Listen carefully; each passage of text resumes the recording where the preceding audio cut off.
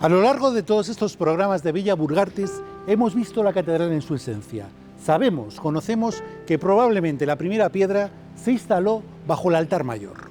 Son más los descubrimientos que la catedral ha ido ofreciendo a lo largo del tiempo, sepulcros, paredes que guardaban algunos secretos a lo largo de la historia. Es la arqueología la disciplina que nos enseña los cambios sociales a través del tiempo. Lo hace a través de los restos conservados a lo largo de la geografía. También aquí, también en Burgos. Hoy, en Villa Burgartis, vamos a conocer a alguien que nos va a hablar de ello de primera mano, aquí, en esta catedral de Burgos.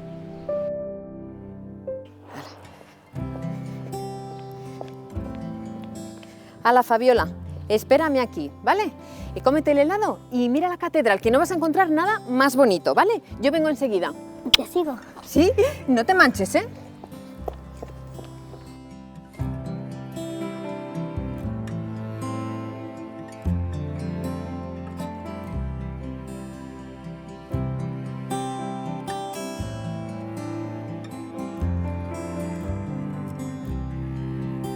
Fabiola, ¿pero cómo te has puesto? ¿Qué estás haciendo? Excavando. Mira lo que me he encontrado.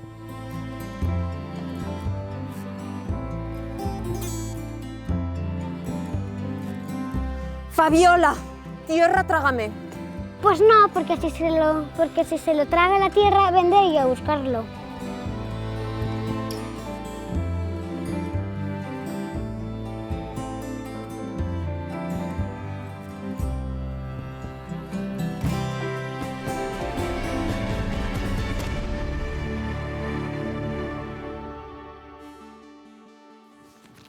Bueno, pues ya la han visto ustedes dar sus primeros pasos por la catedral y no solo eso, ha protagonizado esa escena en la cual dejaba de mirar la altura de la catedral para escarbar, para remover el suelo, algo que va inserto en su vocación es Fabiola Monzón Moya. Fabiola, ¿cómo estás? Hola, bien. Ella es historiadora, después se especializó en arqueología, la conocerán seguramente por eso a través de sus múltiples trabajos en nuestra ciudad y desde luego Fabiola que una vez que estamos en este escenario, en esta escena que has elegido, en este capitel, en esta torre, coronada desde luego por Francisco de Colonia en esta sacristía de la Capilla de los Condestables y que retoma de alguna forma la obra que comenzó su padre Simón, has elegido una gárgola que tiene una significación, bueno, de alguna forma la orbe cristiana ya del tardogótico refiere, y por eso tiene esos pechos de mujer, refiere a la mujer como un elemento de pecado, de tentación, algo que no vamos a enjuiciar desde la moral actual, pero que así ocurrió, y ese es el elemento que has elegido. Realmente bello, ¿verdad?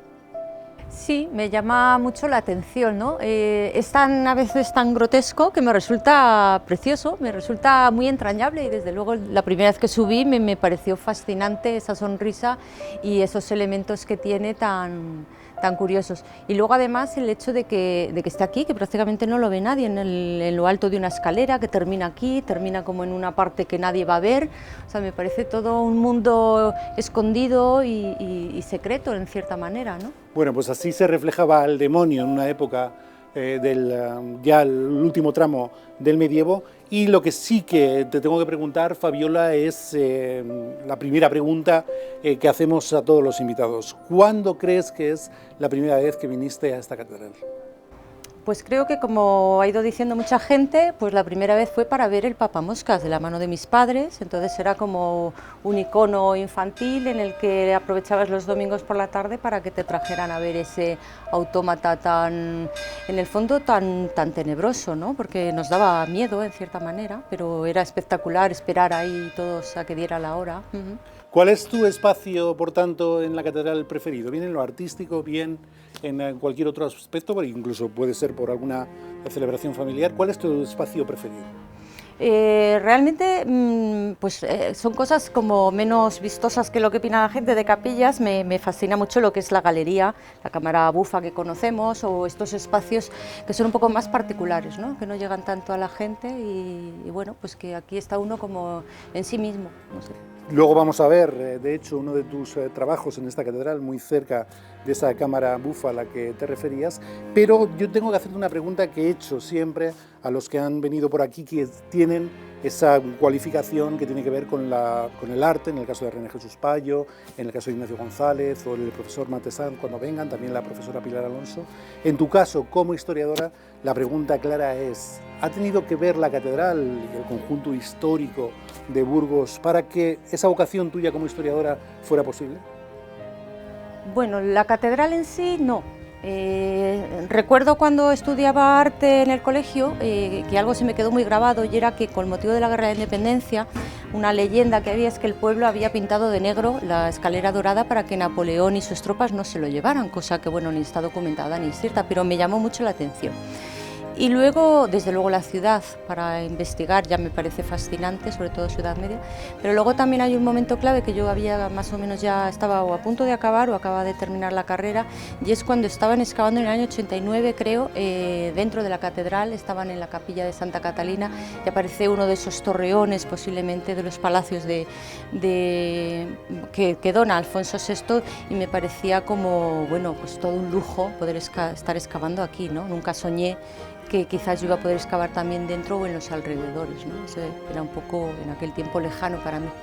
Aparecen incluso dos de los infantes, aparecieron en altura, ya lo vimos en Bella Burgartis, y desde luego que Fabiola, decía yo en la presentación, posiblemente aquí esté la primera piedra de esta catedral, posiblemente, como tú bien dices, se han ido sucediendo diferentes descubrimientos, una catedral inabarcable, llena todavía de misterios, y en este sentido te tengo que hacer una pregunta.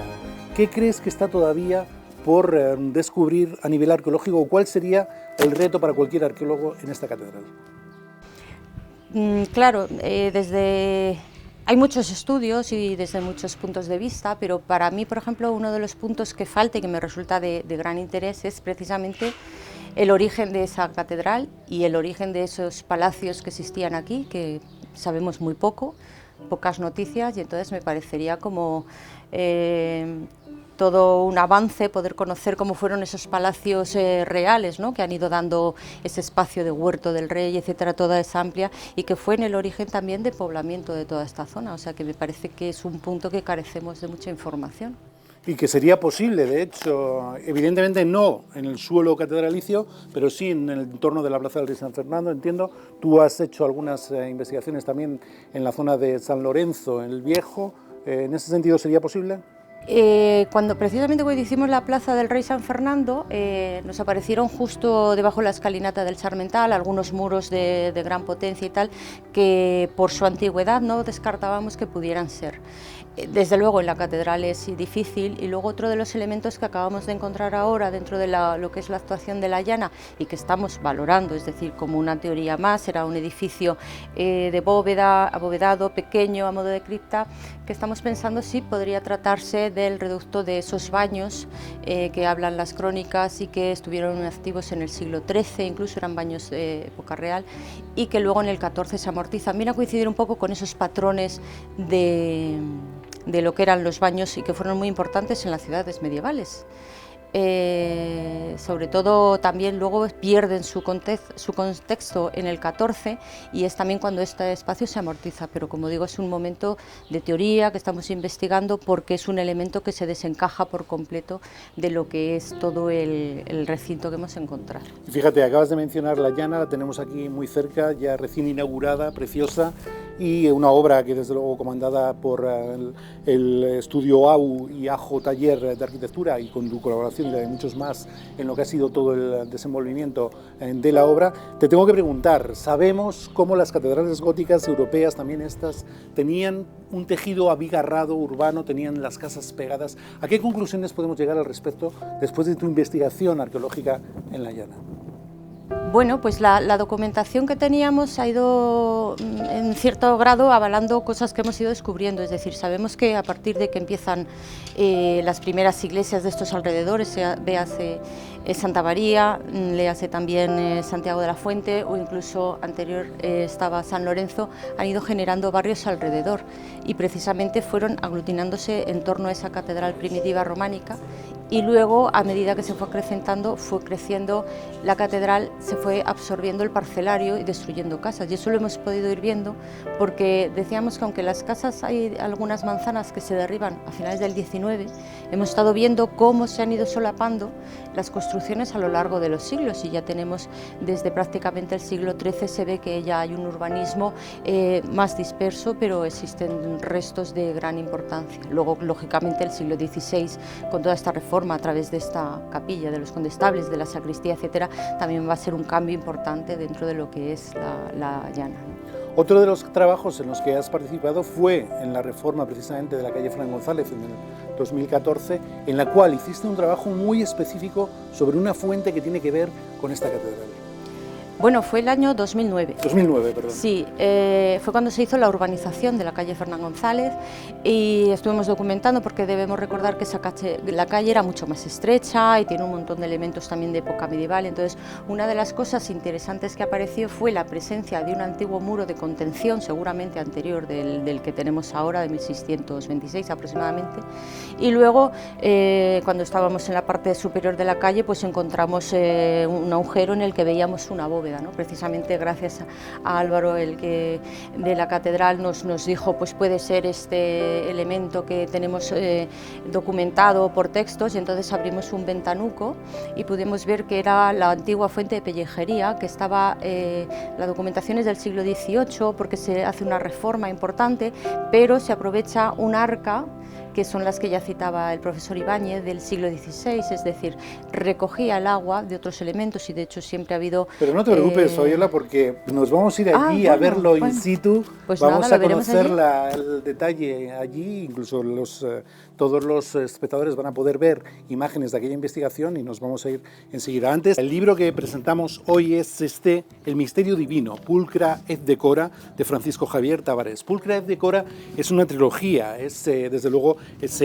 frase en latín que corona nuestra catedral: eres hermosa y pura. Y desde luego que en Javier Tavares, a lo largo de esta trilogía, que se compone por otros dos títulos, Los umbrales del tiempo y El sentido de la luz, con un personaje, Álvar de Frías, que recorre Europa buscando los planos de una catedral, de la Catedral de Burgos, que se han quemado. En este sentido, en esos tres libros, Javier Tavares, en este último, que lo presentó en 2014, desentraña varias características de la Catedral de Burgos, también de algunas europeas, porque él era guía de turismo en Europa, y eso le ha llevado a documentar durante 10 años esta trilogía que desde luego hoy presentamos aquí y que recomendamos a todo el mundo. Pues si te parece, Fabiola, nos vamos a ver esa fuente de pellejería y nos vamos a ver desde luego si su nombre ya evoca al barrio gremial que tenía al lado.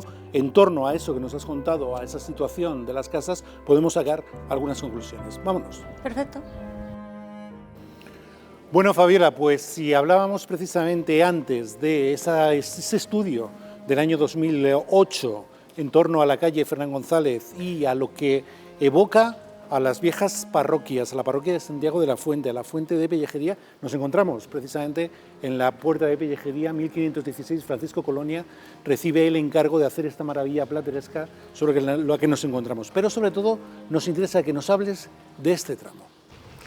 Bueno, pues en principio tenemos un gran paredón que está hecho en 1626, que es el que va a hacer de muro de contención de la calle Fernán González con lo que es toda la llana, y existen varios elementos muy interesantes. Desde luego está, por un lado, la galería, que ya habíais conocido, que es la cámara bufa que recorre la calle Fernán González por debajo para sanear la catedral, y luego uno de los hallazgos que hicimos cuando hicimos la urbanización de la calle Fernán González fue la fuente de pellejería.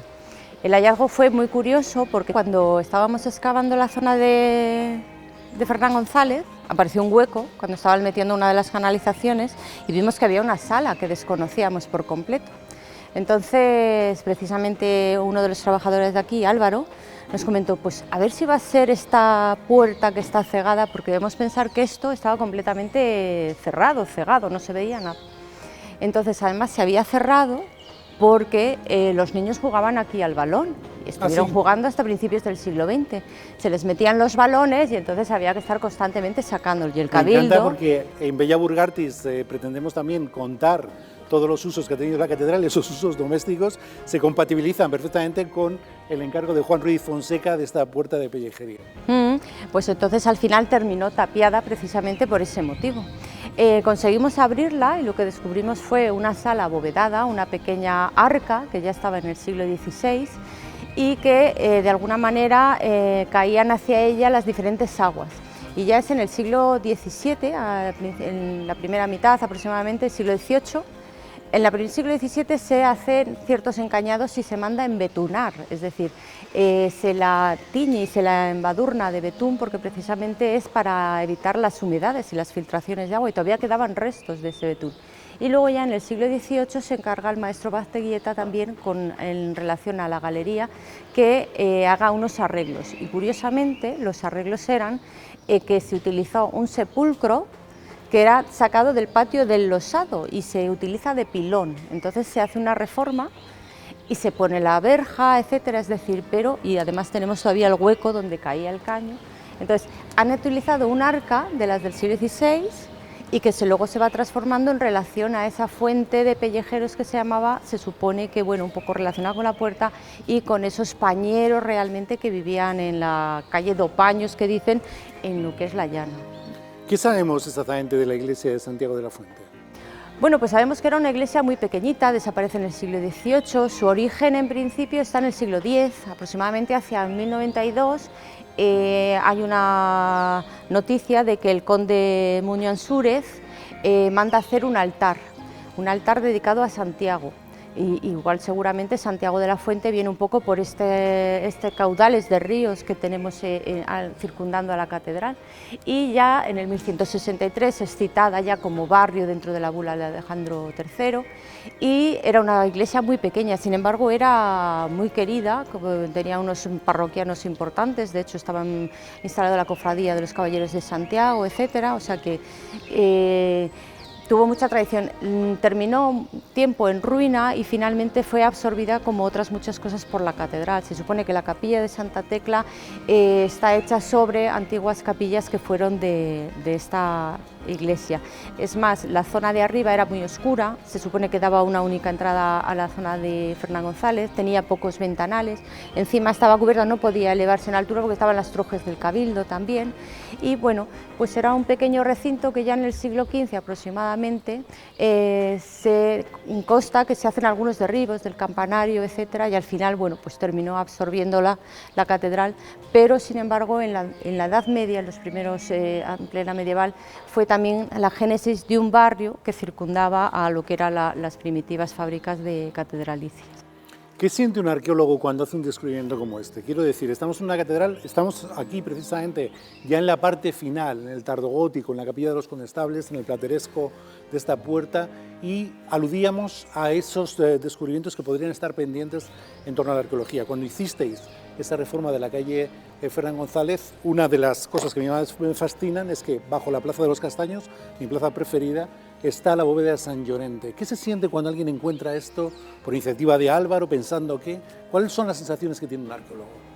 Claro, a ver, cuando encuentras algo tapiado sobre todo y que lo veías, o sea, nada, no pensábamos que hubiera una cámara debajo de la calle cuando has paseado, igual que estás transitando y entonces te das cuenta de esa galería. Realmente pensé al principio cuando me dijeron, oye, que nos está saliendo esto, pensé que era una broma, que me suelen gastar broma los trabajadores a veces por mi emoción que siempre muestro, ¿no? Hasta que de repente me asomé y dije, efectivamente, pues ¿por dónde entramos, no? Y entonces ya encontramos la manera, y debo reconocer que el Cabildo y la Catedral enseguida se prestó a abrir el sitio para que pudiéramos entrar, documentarlo, fotografiarlo, etcétera. Y bueno, y a partir de entonces ha quedado como un testimonio más de esa fuente que en el fondo está muy relacionada con este ámbito. Luego tenemos que pensar que esto ha cambiado mucho, este patio no era así, en el siglo XVII eran casas que estaban por aquí abigarradas, etcétera, o sea que este patio como esto era antes un corralón, la puerta de Corralejo que se llamaba, de lo que era pequeño, etcétera, o sea que bueno, es un poco toda la historia como ha ido concatenándose a lo largo del tiempo. Pues Fabiola, con esos datos que nos das, deseamos sobre todo que estas investigaciones arqueológicas continúen. Estamos al lado de la calle Fernán González, podríamos seguir hasta esa judería incógnita todavía e ignota que nos queda por descubrir, y que esperemos que en breve, precisamente también al lado de tu solar, del solar del Cid, podamos conocer. Te damos las gracias por estar hoy aquí en Bellver Gurgartis. A vosotros. Y seguimos con las investigaciones. Gracias. Gracias a vosotros.